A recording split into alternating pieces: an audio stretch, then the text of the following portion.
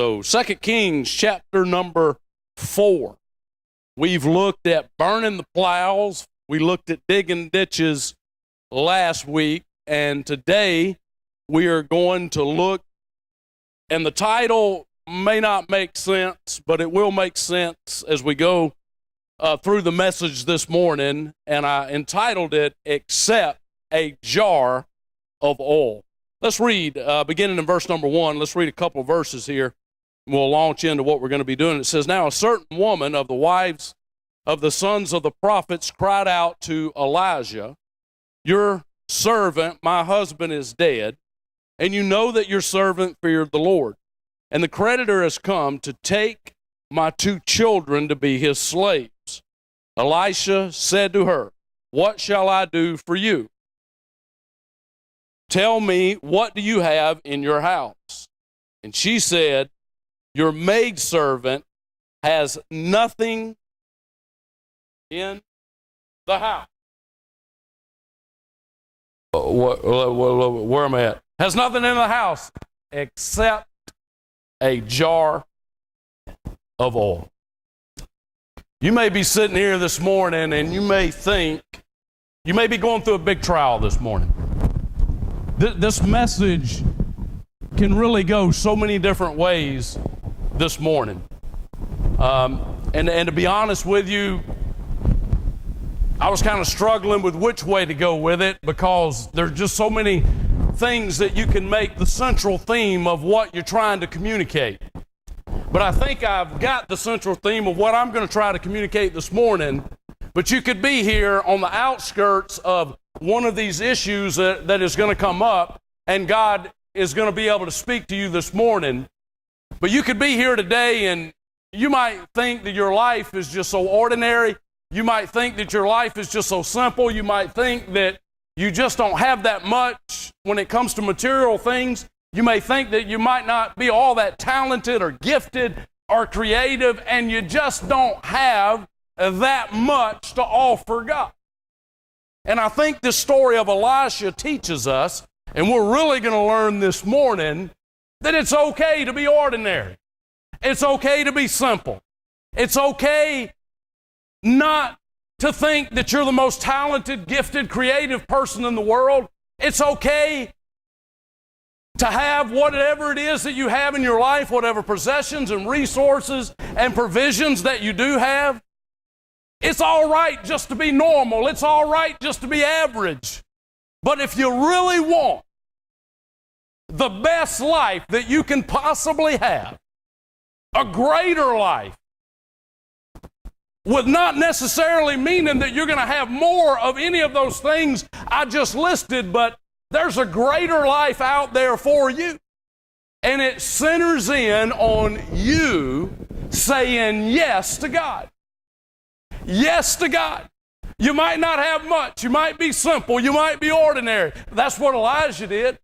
Elijah was just a hard-working man, a farmer working in the fields. God saw his faithfulness, called him through Elijah, and he followed, and his life changed that day, and it was never the same again because he had God at the center of his life, and he became one of the greatest Old Testament prophets that we can learn about and that we can speak about and that we can find practical applications for our life even in this time in which we live.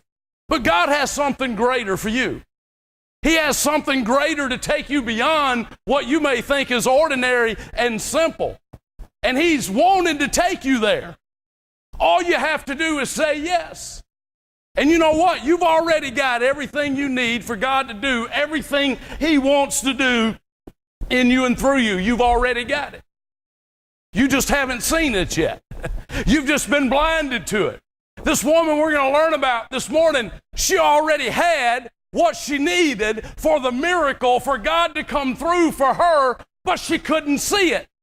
She thought she had nothing when she had everything.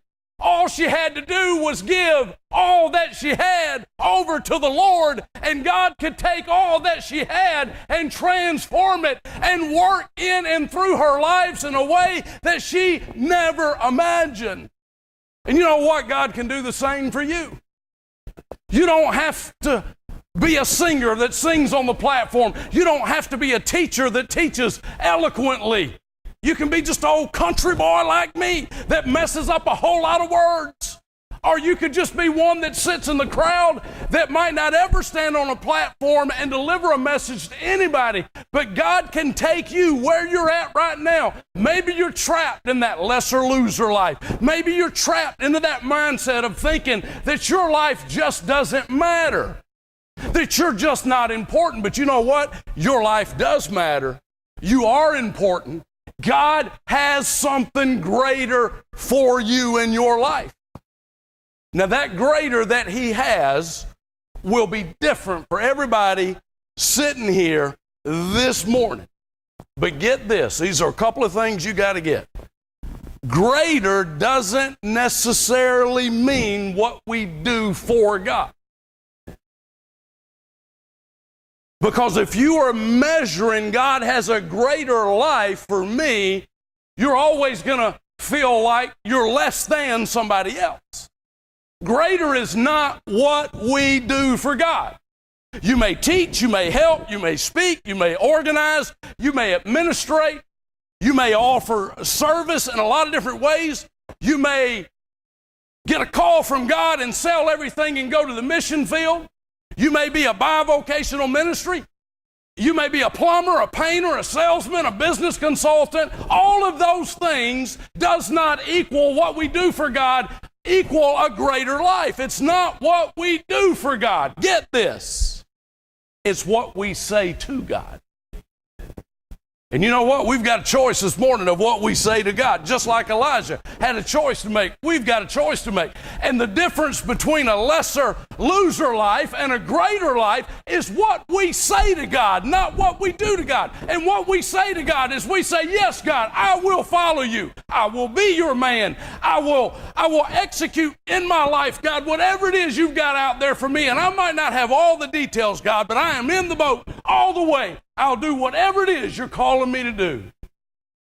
Or the answer will be no. That's just not for me. And you'll just be locked in to that lesser loser life and never really understand what it means to go all the way with God and to experience God and to know God in a way that you can only know Him when you say yes to Him. See, yes this morning means different things for different people. Some will go into full-time Christian ministry, but that will only be a few. Some will go to the mission field. But you know what? That's only going to be a few. Some are going to be teachers at a Christian school, and that's going to be a whole lot less than those that teach in the public school. Some are going to be sales. Some are going to work in a warehouse. Some are going to be mechanics, and plumbers, and might be some engineers. But you know what? Most of us are just going to be simple, ordinary people that are going to stay right here, maybe stay right here in this city, maybe stay in this county, maybe stay in this state our entire lives. And we're going to keep doing exactly what it is that we're doing right now. But you know what? When you say yes to God, you'll take whatever it is that you're doing right now and you'll look at it in a totally different way. Because when you say yes to God, you're just not a salesman anymore and you're just not a mechanic anymore. You take all of it to another level. You realize that now I'm following God and God has positioned me and God has placed me where I'm at for such a time as this. And I may be a mechanic, and I may turn wrenches, and I may get my hands dirty.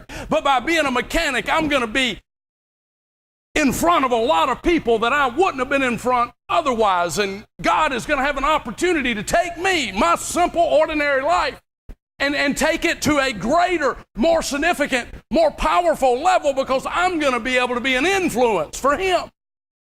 I'm going to be able to do something greater for Him. So it's not what we do for God. It's what we say to God. And have you said yes to God? Have you went all the way with God? Can you say this morning that you know just a little bit about what it means to live a life of just absolute ridiculous faith. I mean, trusting God and following God and just doing and obeying whatever it is God lays out on the agenda for you. And you're in the boat. God, I'm behind you 100%. I'm following you all the way. I'm telling you, that always leads to a greater life. The short story this morning teaches us exactly that. Let's get into it. Elisha's the senior prophet in Israel now. He's not a newcomer anymore. He's been around now for several years. One of his fellow prophets that was up under him has died. He's passed away suddenly. And now his wife is a widow. So as we get into the story this morning, we immediately see that there is a widow here that has a tragic situation in her life. She has a situation in her life that is a desperate situation, and she needs help. She can't fix it. And I'm telling you, there's going to be some things that are going to come into your life you can't fix. So she's got point number one. I want you to see her big obstacle. Her big obstacle is laid out there for us in the verses that I just read, in verses 1 and 2. And we see it basically kind of came in two D's, like the killer D's, like death and death. So she had the death of her husband. Now that was significant because she loved her husband. That was also significant because he was the provider and the protector. So all that was just immediately gone. He's not there anymore. So that's a situation she can't fix. And not only that, because he's not there to provide for the family anymore, the creditors have been coming, and little by little, they've been taking everything. And basically the only thing left for the creditors to come and get are the boys. And they're going to become slaves of the creditor. Man, good thing that don't happen in our day, because we'd have people selling kids left and right to get out of debt. But she doesn't want to lose her kids. This is a desperate need. I mean, she sees all this happening, and it's kind of like it's on fast forward. So she comes to Elijah, and I want you to see this. She's got a situation in her life that she can't fix, but she comes to the right place. She comes to Elijah, and Elijah, he's just a man of God. He's just a person, but in her day, that was just like coming to God. So she is going to Elijah. She's going to the right person, the man of God. She is going to the person that speaks for God. Now, you remember what we said last week. Let me say it again in case you missed it. Your greatest need becomes your greatest blessing when it drives you to God.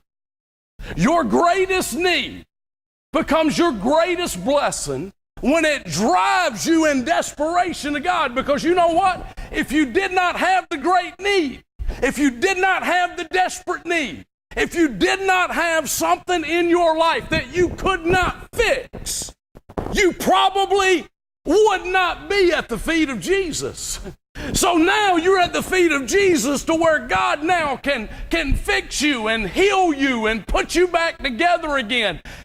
And you're also at the feet of Jesus to be able to learn that, man, this is a good place to be. He's a good God. He's a God that can set me free. He's a God that can heal. He's a God that can protect. This is not a bad place to be. God, I should have been here all along. Your greatest need becomes your greatest blessing when it drives you to depend on God. So this is the question. This morning, if you've got a desperate need in your life, this is God's question. Do you just want your problem solved?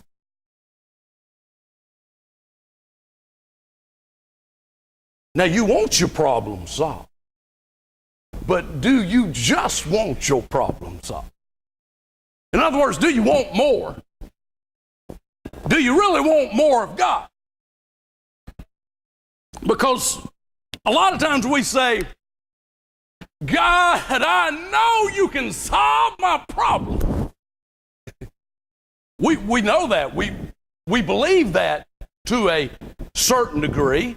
Probably most of us in this room would believe that, even if we haven't experienced it all the way yet. And maybe there's still things that we feel like we need that God hasn't given us yet to be able to heal us all the way. But we believe that God can solve our problems, so we come to God and we say, be God today. Be great today. Be good today. Let this problem be gone today.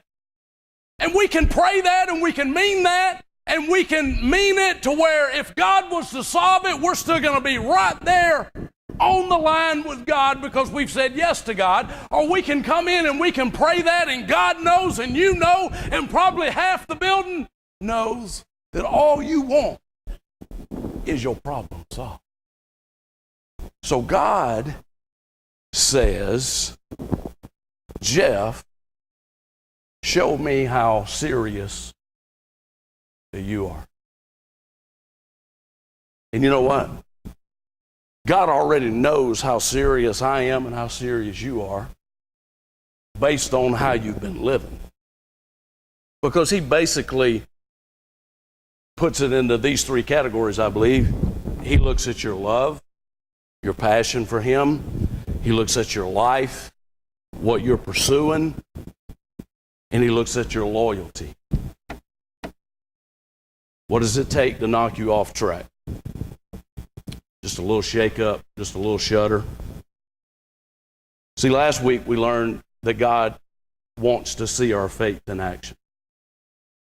He not only wants us to pray the prayer, God, be there for me. He wants to see our feet moving, and he wants to see us digging ditches for God. Digging ditches was a work that demonstrated their faith. Now we've got an interaction here between the prophet and this widow. And basically, we're going to learn the same principle again in a different way. Notice what Elijah says to her. After he says, how can I help you?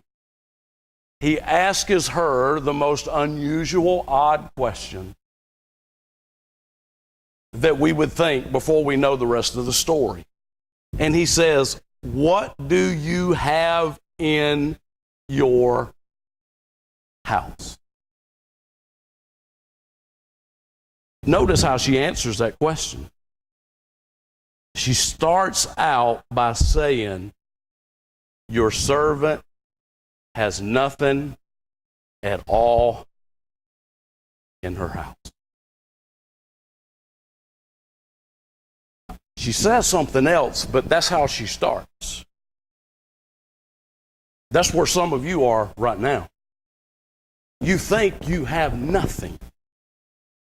You may think you are nothing. But she says initially, all she could see was what she didn't have.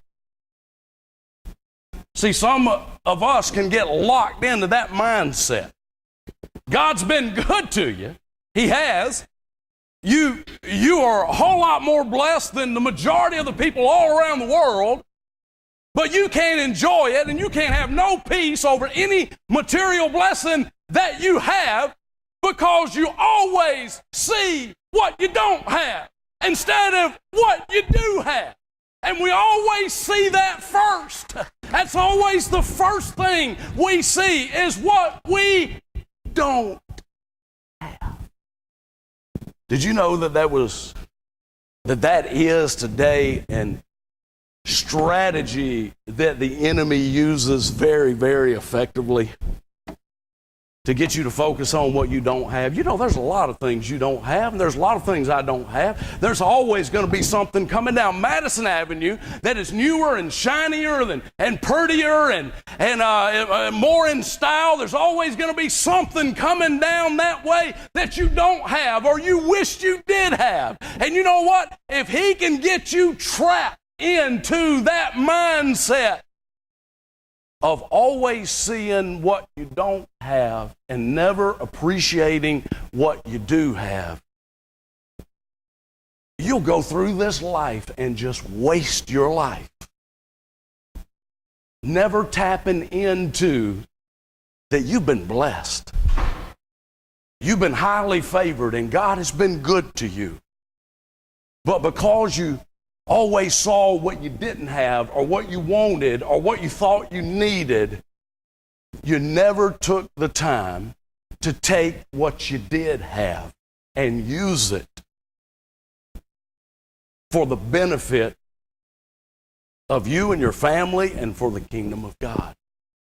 So therefore, we go through life not really being blessed by God, even though we have been, but we miss so much because we don't bring it back to Him and say, all that you have given me, now I give it all back to you.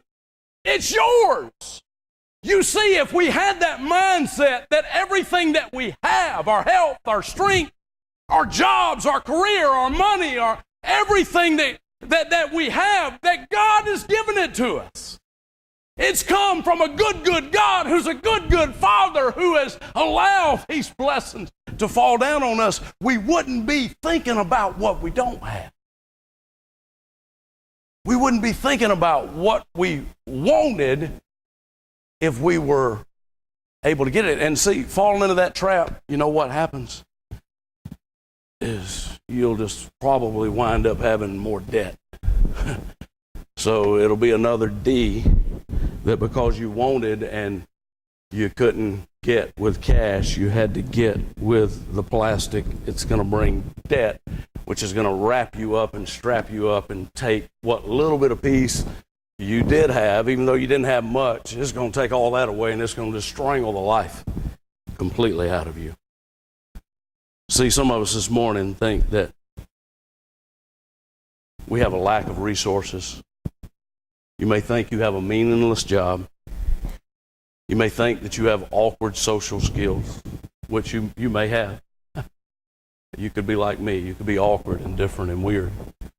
But that's okay for you to think that way. Because God doesn't see us that way. He sees us as someone that even if we're awkward to other people, He sees the beauty in us. He sees what we can be and what we can become. And He loves us for who we are. And He looks at us. And even though we may think we have a lack, we don't have a lack. We just haven't really tapped our lives in to all the resources that we really do have. We've got a God who's a good God who owns it all. But because we've looked at all these different things in our lives, we haven't funneled them back into the kingdom of God. Therefore, we think we have a lack of resources. We think our life is meaningless, and we think we're awkward and not creative and not gifted and not talented. And we continually always are asking ourselves this or saying this, if I just had more money. If I just had more money, I could pay this off and I could solve all these issues that I got here. If I just had more, if I just had more, if I just had more. Or we would say, if I just had a different job, then I wouldn't have all this meaningless in my life. I mean, I hate my job. I can't stand to go there. And I hate the people that I work with. And if I just had another job, or maybe you could be saying, if I just had it all together. If I could just somehow, some way, just get it all together. And you know what? You can get it all together. You'll just bring it to God. He's the master of helping people get it all together. But you know what? You don't need more money. You don't need necessarily a different job. And you probably don't need different social skills. You want me to tell you what you do need? This woman said, I have nothing at all except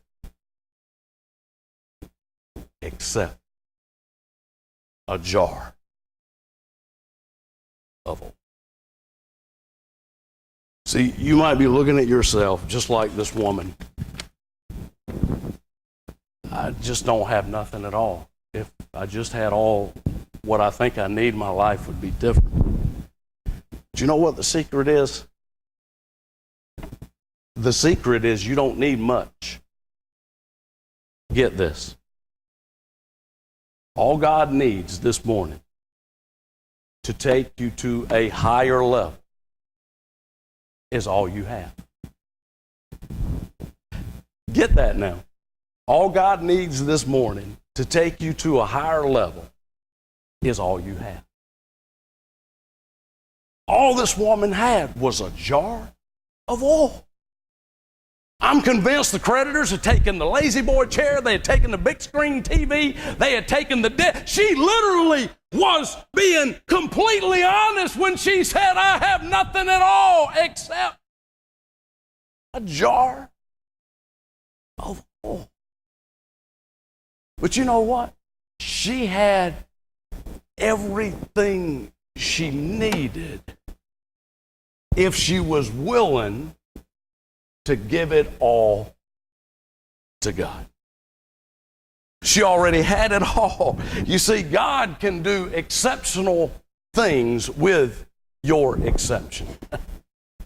I have nothing at all except. You may think you may actually not have nothing at all. The bank may own everything it is you have. You might not have anything materially to be able to give back over to Him because somebody else owns it all. You're just actually possessing it at the moment. But you know what? Okay, you can't give any of that over to Him. All you have is all you need. And just give yourself to Him. All of you to Him. Let's look at verses 3 and 4. It says, then he said, go and borrow vessels at large for yourself from all your neighbors. In other words, knock on doors. Go to every neighbor you know out there and borrow every empty jar that you can get your hands on. And notice what he says. Don't just get a few.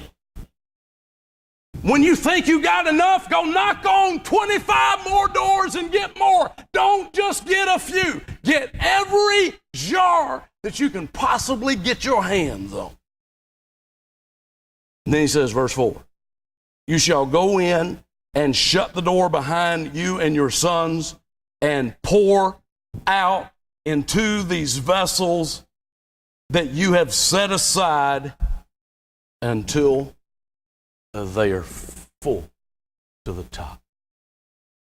Now, number 2, not only does she have a big obstacle, second of all, I want you to see her believing obedience. Now, if I told y'all to do what Elijah told her, you're going to look at me and you're going to say, you crazy. You crazy, Pastor. That was Old Testament stuff. But you know what? This old pastor's wise enough to know that all I got to do is flip over to the New Testament, and I could probably name off the top of my head 10 things right now that you need to be doing in your life and through your life that is relevant. The question is, are you going to have the belief and obedience that this woman had? She's just got just a little jar of oil. But you know what? She might not even have had much faith, but all you need is just a little bit to move mountains. She had enough faith to believe that she could go out and collect every jar she could possibly get her hands on and go in her house and shut the door and take that little jar of oil that she had and start pouring it into these other jars. And you know what? Knowing and believing that it just wasn't going to run out. It was just going to keep going, and it was just going to keep going, and it was just going to keep going until every jar was filled to the top. The reason why most of us in this room would not do what we could point this morning and say you should do in the New Testament is because we just don't believe it.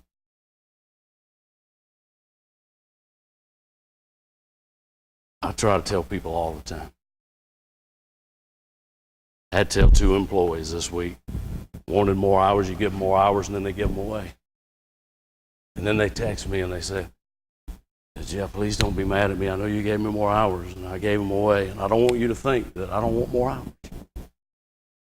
I don't want you to be mad. And I just text back. I say, I'm not mad. I'm not mad. I'm just probably not going to give you those hours next week. You want to know why? Because it's not what you say. It's what you do. See, and that's what God says to us. Jeff, you can sit back and you can say you love me all you want. You can say you're in the boat all you want. It's not what you say. What are you doing? Are you doing what I ask you to do? Are you obeying my word? Are you obeying my commandments? Are you forgiving? Are you loving? Are you giving? Are you serving? Are you all the way in the boat, or are you just a bunch of talk? Just texting God, saying, God, now don't be mad at me.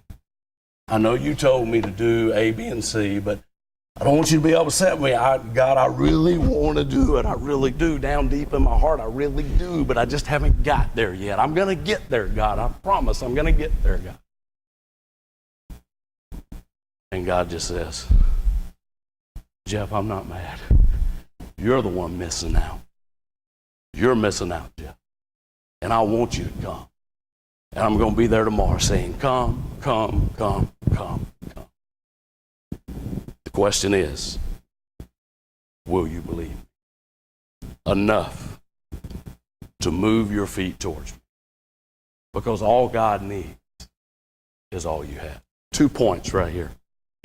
Point A, stop waiting for what you want. We're not doing that. Stop waiting for what you want. You know, a lot of people are wasting their life this morning. You know why you're wasting your life? Because you just keep waiting on what it is that you want. You're just like this woman. We say we have nothing. We don't think we have anything. And we just think that if we just A, B, C, and D, if we just had that, it would be different. You know, people tell me all the time, Pastor, if I hit that lottery, we're going to pay the church off. We're not going to have to worry about that. $25,000 a month you say we need to take up, we're not going to have to do that no more, Pastor. I'm going to pay the church off. I just nod my head and pat them on the back and I say, yeah. But you know what God has taught me? You know what you're going to do with that $100,000 it is that you want. You're going to do the exact same thing that you're doing with that $100 that you got right now. That $100,000, all it's going to do is put on steroids of what you already are. God says whatever it is that you are, it's just going to be magnified that much more. So if it's already ugly, it's going to be really, really, really ugly. But you know what? If you're being faithful with 100, you'll be faithful with 1,000,000. If you're faithful and a hard worker in your job at doing something you wished you didn't have to do, but you're doing it with everything you got, and God really takes you up, you know what? You'll be faithful there also.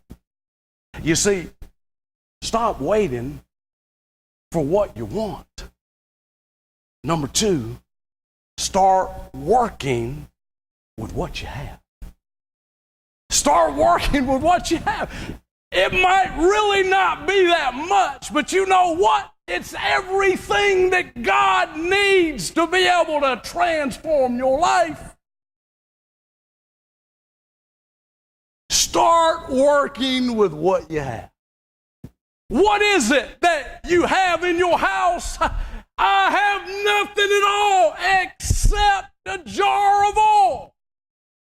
Will you be willing to give that jar of oil over to God? Will you be willing to do what it is I'm asking you to do? And she says yes. And that little jar of oil was not much. It was absolutely, probably very, very insignificant to anything that we have in our life. But she was willing to give it over to God, and it changed her life completely.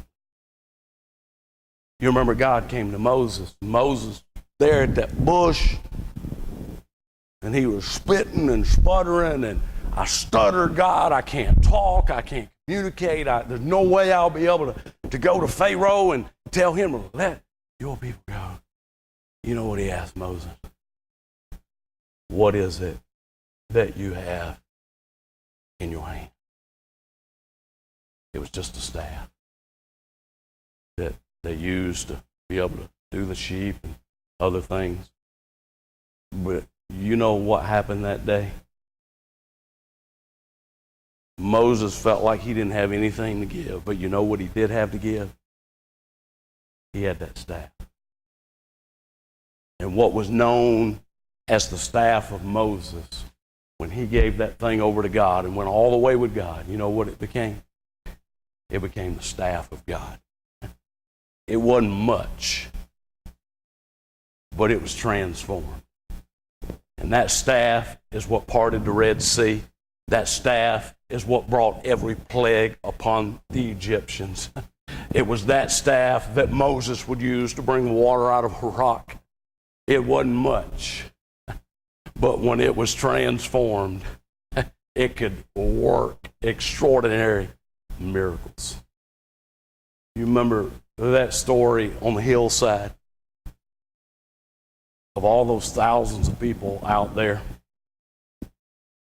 getting late in the day, and they were all hungry. And the disciples thought that Jesus was going to magically look into the future and create a standalone 5 guys out there in the field and feed everybody hamburgers out there. But you know what? That wasn't what God chose to do. Now get this. There was a little boy that had a poor boy's lunch. I mean, it wasn't much.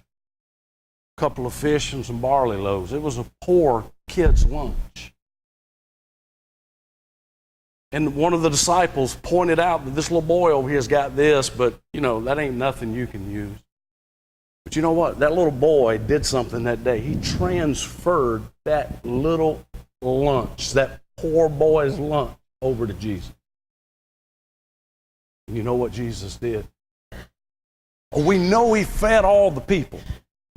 We know that part. But you know what he did before he fed all those people? He took that little boy's lunch, and you know what he did? He blessed it. Prayed over it, blessed it, and then what? Multiplied it. Now think about it from this little boy's perspective. That little boy got more lunch that day than he ever dreamed he would ever get. And it's all because he was willing to give up what he had, even though it wasn't much. And God blessed it. You see, what you have might not be much, but you know what? God can't bless it if you don't give it. And you say, well, I want to give it. You want to do exactly what it is that you're doing. Offer God what you have and trust Him to give you what you need. Trust Him to give you what it is that you need. Number 3, her blessings overflowing. She starts pouring, she keeps pouring and pouring and pouring and pouring and pouring until every jar is filled. I wonder what we would have done. Would we have just forgot all about Elijah and the man of God? Because you know what? He didn't tell her what to do after that. So now after she fills up every one of those jars, she goes back and she reports back to him. And she says, every jar we've got is filled to the top. And Elijah tells her, sell the oil, pay off all your debts, and live on the rest. You see, she got far more than she asked for. She was just trying to save her boys from the creditors, but she not only got all of her debts paid off, she not only saw a miracle from God that brought her into a new understanding of knowing who this great God was, she got a retirement pension fund to be able to live off of the rest of her days. Live off the rest. I'm telling you, He's a good, good God. And you know what? You got just about everything God can trust you with, and some of us have more than what God can trust us with. But you know what? God wants to trust you with more. He wants to trust you with more ability, more influence, more resources, more power, more of a testimony, more character, more integrity. But you know what? For Him to give that to you, you've got to give yourself and all that you are to Him. He can't bless it. He can't transform it. He can't give it back unless you give it to Him. It all started with something that seemed to amount to nothing. And you know what? I bet, even if it was mentally this week, probably the majority of us in this room was thinking about something that we wanted or needed that would make our lives so much easier. Easier might not be God's way of like giving you what it is that you and me need. We want easy. Nothing wrong with praying for easy. Hey, pray for it. You don't have because you don't ask. But you know what? God wants everything that you have, even if it's not much. But I think the biggest principle to me that stood out more than anything is to start working with what we have. I'll be married 30 years in December, somehow, some way. I've got a stubborn wife that has put up with this boy for 30 years. And I remember back, I like thinking back, so many things you kind of forget as you go through the years. And when we first started our journey together, you know, my wife knew what it was that she wanted to be and to do from the first day we got married. She wanted to have kids, she wanted to stay at home, and she wanted to raise our kids. That was what she wanted to do. In the times in which we live today, that's not something that a lot of women are able to do, or maybe some of them don't want to do, because we may think that it's just not that high of a calling. But it really is. And I'm not saying that to say that she made that she made this great sacrificial choice of wanting to stay at home with her kids like she was better than anybody else that didn't want to do it. That's not the case. It was the case that she knew what she wanted, and she convinced me that that's what God wanted. See, I am what I am today because of a little stubborn, little skinny 95-pound girl that was telling me everything when we were 20 and 21 years old that shaped us into who we are today. She convinced me because she told me, I'm going to go back to work after we had Whitney. She said, but I can tell you this, if I ever get robbed, I'm walking out there and I ain't never going back. She spoke prophetically. Because you know what? It wasn't but just a few weeks in. She went back and they got robbed. And that was God knocking on my door saying, just give it. I was scared to death. You know, how she wasn't making a whole lot, but, you know, how would we make it? We wouldn't be able to A, B, C. God just said, trust. Trust me. And you know what we did? And because we trusted Him, there were some things I brought home that my wife wouldn't jump up and do cheers for today. I remember we were having some trouble with these cars. It seemed like every car, the air conditioning would not work. I was riding down Flat Rock Road, and I saw this big Grand Marquis, white and long, very, very long and big. I mean, it's one of them big Grand Marquis where you just float down the road. I bought that thing and I brought it home to her. First of all, I want you to know she didn't smile. But I said the air works. And she was going to Panama City, her and the kids, and they took off in it. And before they got to Panama City that night, you know what happened? The air quit working. I say all that to say this. God just wants what you have. That's all He wants. You might not drive what you want to drive right now. You might not make what you want to make right now. But you know what will transform your life more than anything? It's just to give it to Him and realize that He's not only got it, He's got you. And He's not only got it and got you today, 25, 28, 29, 30 years later, He's still going to have it and have you also. And you're going to have a history with Him that knows beyond a shadow of a doubt that He is a good, good God that will come through for you in ways that you don't even know He can until you transfer it all over to Him. Let's stand by our head.